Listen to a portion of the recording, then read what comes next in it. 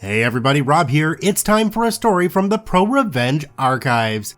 Manager tried to take delivery man's livelihood, makes him fear for his family's future. Don't worry, I've got your back. Let's jump right in. Hit that subscribe button so I can add more rolls to my toilet paper fort.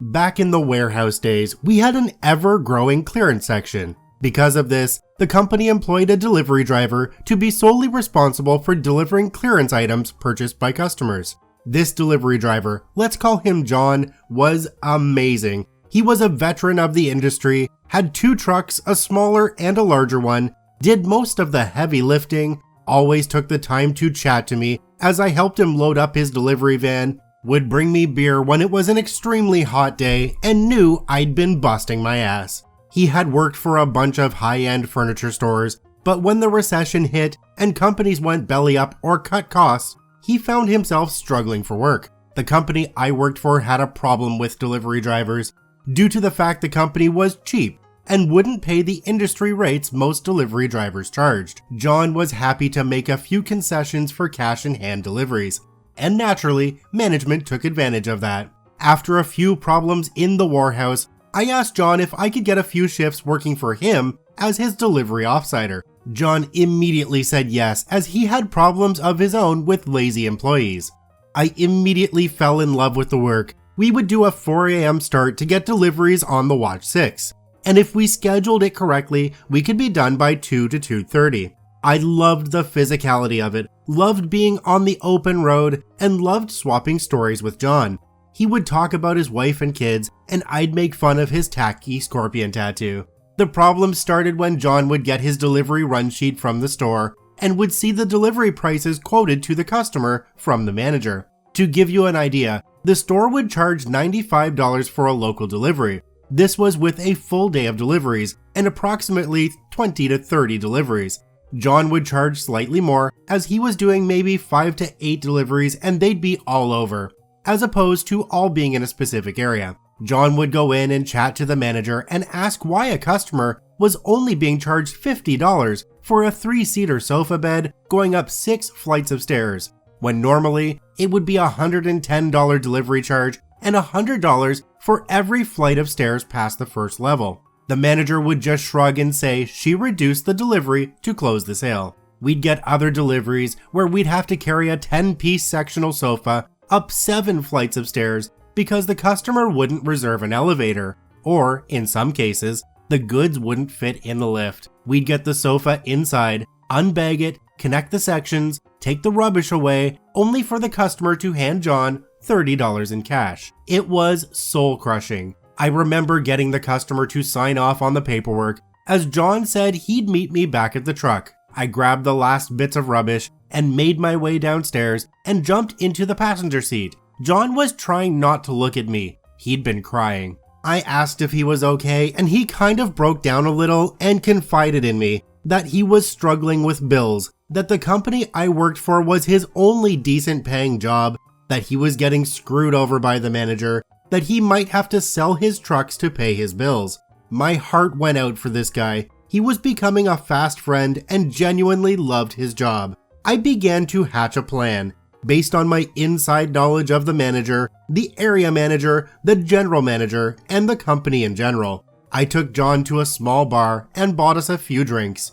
We sat in a booth and I began to lay out my plan for revenge. I asked John why he didn't give the manager a price list and charge more for his deliveries. If I do that, the manager said they'd drop me as their driver and find someone cheaper. I laughed. Call her now and quit. I explained that we had seen the run sheet for tomorrow. We had a massive run, 10 deliveries, and we already knew the manager had quoted ridiculously cheap prices, like $20 a delivery. John wasn't sure. Look, any other contract driver would charge $200 minimum per delivery. There's no way another driver will touch this company. John got on the phone, called the manager, put her on speaker, and quit right then and there. The manager, as expected, talked a big game. She said they'd be better off without John and that he just lost his biggest contract. John hung up, looking sick and panicked. I reassured him it'd be okay. I checked my watch. The store closed at 5 p.m. It was currently 1 p.m. I promised John by 4 p.m. he'd get a call back from the manager. In the meantime, we set about creating a new list of demands that if they were to employ John, they'd do the following. Charge a preset price given to them by John. Pay for John's off-sider and gas. For any difficult deliveries, balcony lifts, fire escape deliveries, they'd charge an additional fee. That if they wanted to terminate John, they'd have to give him the appropriate notice. Sure enough, at 4:30, John's phone rings. Would you look at that? It's the manager. John answers and puts the phone on speaker. The manager, in a much more polite tone, says that if John will do the delivery tomorrow, she'll offer him a $50 gift card for the store. I hang up the call. John looks at me in disbelief. I tell him, when she calls back, you lay out your demands, and that's that. 5 minutes later, his phone rings again. It's the manager. John answers and puts her on speakerphone. The manager starts her spiel, but John cuts her off. John begins listing the problems he's having with the company. At first, he's nervous, but then the months of being screwed over kick in and he lays down the law like a champion. The manager laughs off John's request, and I encourage John to relay the next bit of information to the manager. You know as well as I do, no other contract company or contract driver would get out of bed for less than $250 a delivery. For what you're proposing, you either sign off on my demands or good luck tomorrow. Fine, do the delivery tomorrow and then we can… No, I'm coming down there now. You'll sign off on everything, then we will load the truck up tonight and finish the delivery tomorrow. He hangs up. We go to the store and the manager looks pissed. She keeps bitching that John has her between a rock and a hard place and that John is extorting her. I can't help but point out that I'm sure John's kids would like to eat tomorrow. John slaps the new contract he's written up by hand in the truck and says, sign it. The manager signs it, and John backs his truck into the warehouse. We notice, as per usual, it's sofa beds, glass coffee tables, the heaviest items this company sells. The manager walks out to the warehouse and smirks as we struggle to load the extremely heavy goods into the truck. As we finish, the manager has a few snarky parting words. John, with this new contract, just so we are clear, you have to fulfill the delivery no matter what. No matter what, huh? Even if the customer isn't home, I expect you to make sure the goods are there. I don't want any goods coming back to the warehouse. You got it. It was a glorious delivery day the next day. 80% of customers' goods wouldn't fit, as the manager didn't explain to the customers that they had to measure their door frames.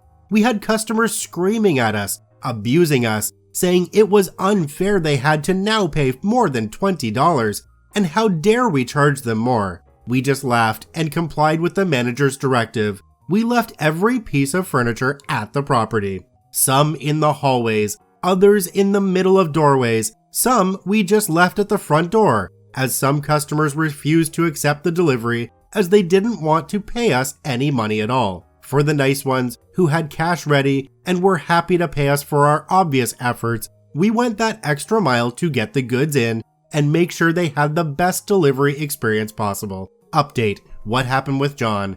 After I quit my warehouse job and landed a few acting gigs, I finally landed an acting role on a prominent series. Once at the job, I managed to talk to one of the producers about John, and John got a job picking up the sets from the studio warehouse and transferring the sets to the studio. He would then work with the night crew to erect the sets and get them ready for the next day's shooting. I see him around the studio lot between setups and also most nights when I wrap. He is making great money and is comfortably supporting his family and putting his kids through school. And there's still a good hard-earned beer at the end of the day. This story brings back horrible memories of working for a furniture leasing company in Canada. It's not the one that starts with an A, it's the other one. My manager, who had big fish in a very little pond syndrome, would always say that the deliveries had to be done no matter what, even if it was up 4 flights of stairs in a building with absolutely no air conditioning and a full truck to deliver.